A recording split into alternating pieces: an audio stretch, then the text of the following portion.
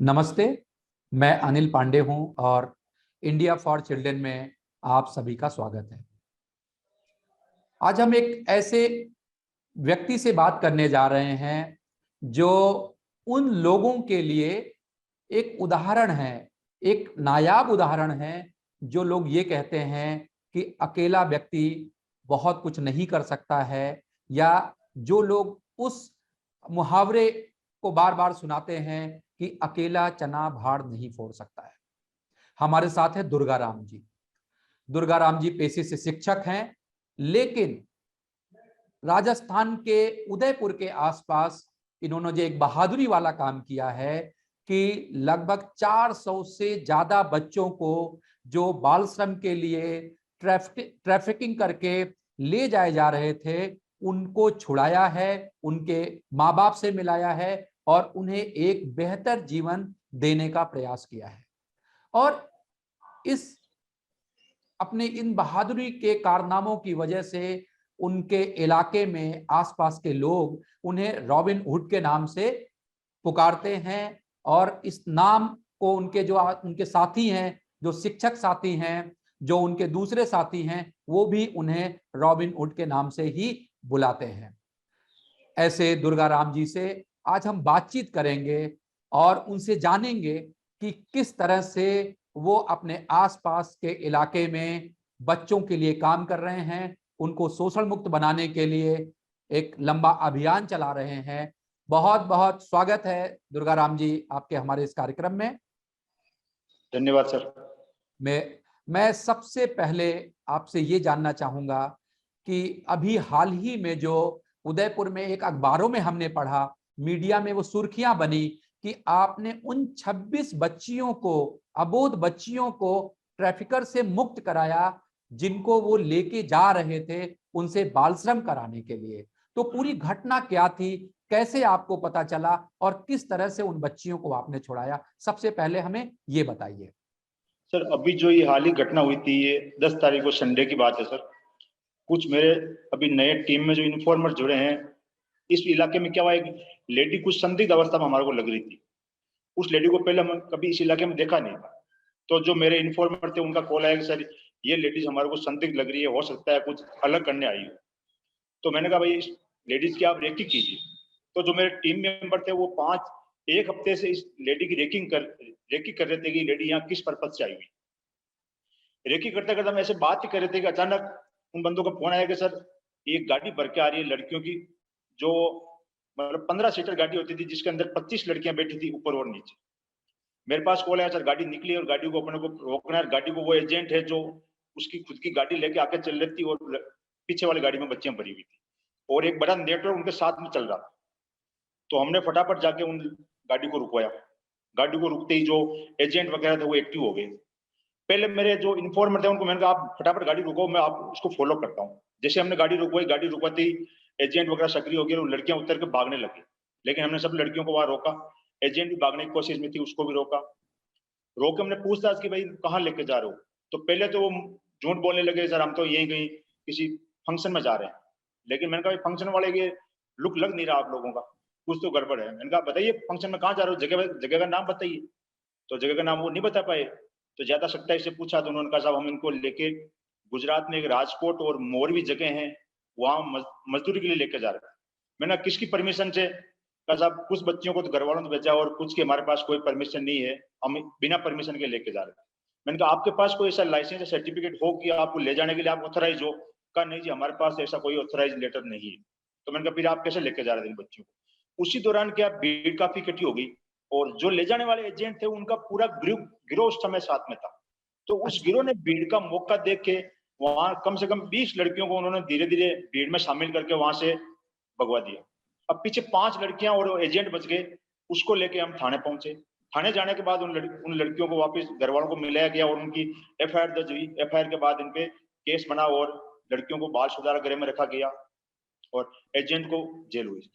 जी, एक चीज अभी आपने बातचीत में कही है कि मेरे इन्फॉर्मर ने ये बताया, तो हम ये जानना चाहेंगे कि ये इस तरह से थोड़ा सा हमें विस्तार में बताइए कि क्या ये आप किसी संगठन के तहत ये काम करते हैं, अकेले काम करते हैं, और फिर ये इन्फॉर्मर कैसे आप बनाते हैं? आपने कहा ना कि आपको इन्फॉर्मर ने सूचना दी, तो ये इन्फॉर्मर क्या है आपके? मेरा कोई एजेंट नहीं है, मैं सिंगल ही काम करता हूँ सर। मैं कम से ये सर, ये जो पूरा वर्क है मैं 12-13 साल से कंटिन्यू कर रहा हूँ सर।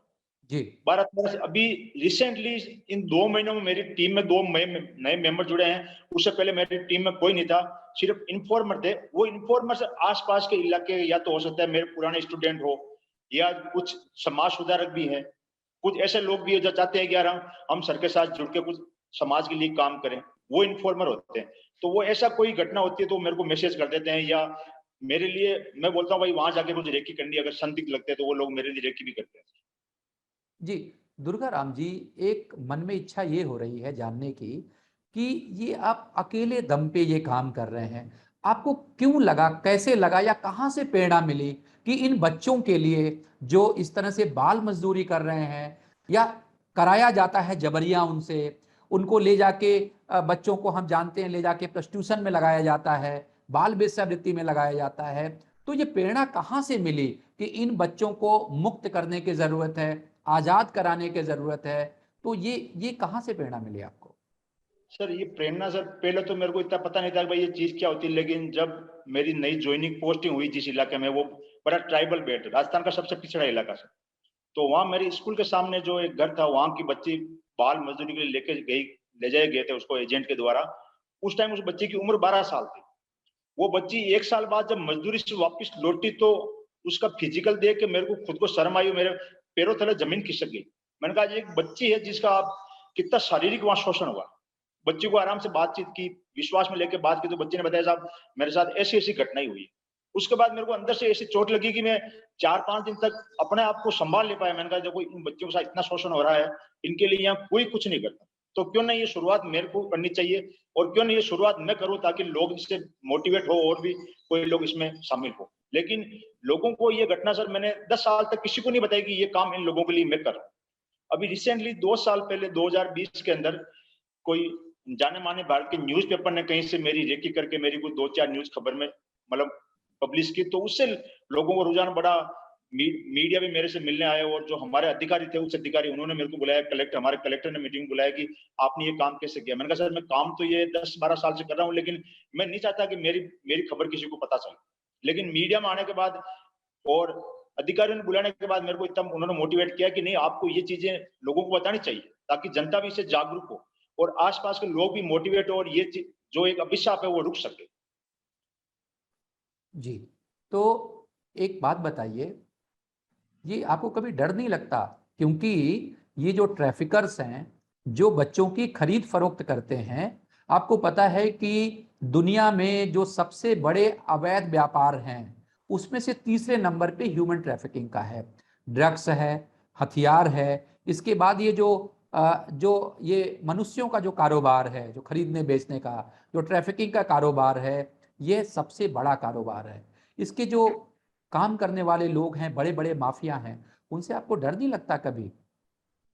सर डर तो पहले तो नहीं लगता था कि देखो सर, डर तो इसलिए नहीं लगा कि मैं एक अकेला अगर डर के ये काम रोक दूंगा तो मैं हजारों की जिंदगी कैसे बचा पाऊंगा। तो पहले तो मैंने मन से डर बाहर निकाल दिया।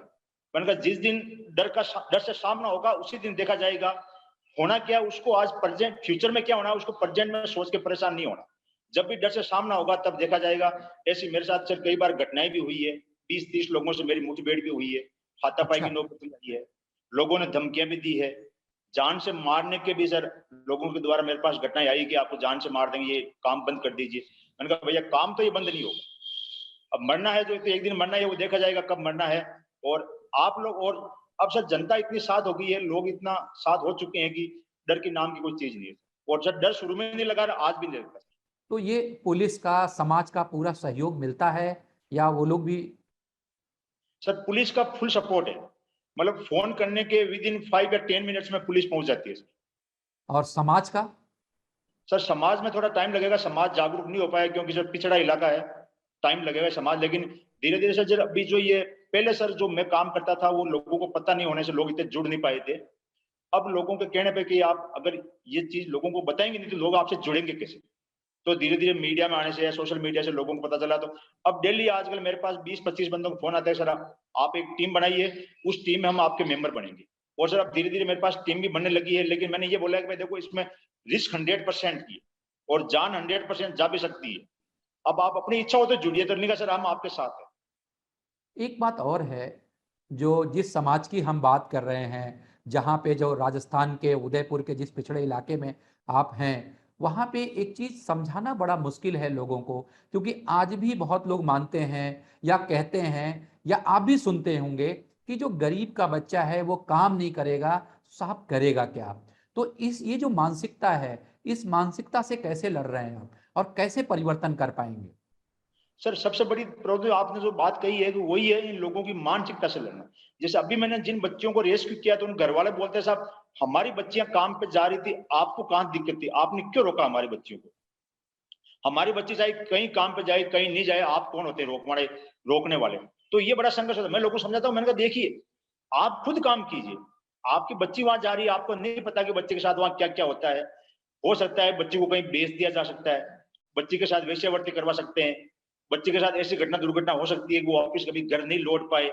तब जाकर लोगों को लगा कि नहीं यार ये बात सही है, सर सही बोल रहे हैं, क्योंकि इन लोगों को नहीं पता होता कि वहां क्या होता है। और सर ये चीजें मैंने नजदीक से देखी, क्योंकि मैंने महाराष्ट्र, गुजरात, आंध्रा और राजस्थान के कई डिस्ट्रिक्ट से ये रेस्क्यू किए हैं, तो मेरे को इनकी हालत पता है कि वहां क्या क्या इन लोगों के साथ होता है। जी। और अब तो ये जी सर, अब इन जी माता जी पिताओं को समझाने के लिए मैंने जो लोकल टीम है उनको बोला है कि हर गांव से 5-5 बंदे टीम बनाइए, इन लोगों को मोटिवेट कीजिए कि जो काम सर कर रहे हैं वो अपनी भलाई के लिए गलत नहीं है, तो लोगों में अवेयरनेस भी आई है।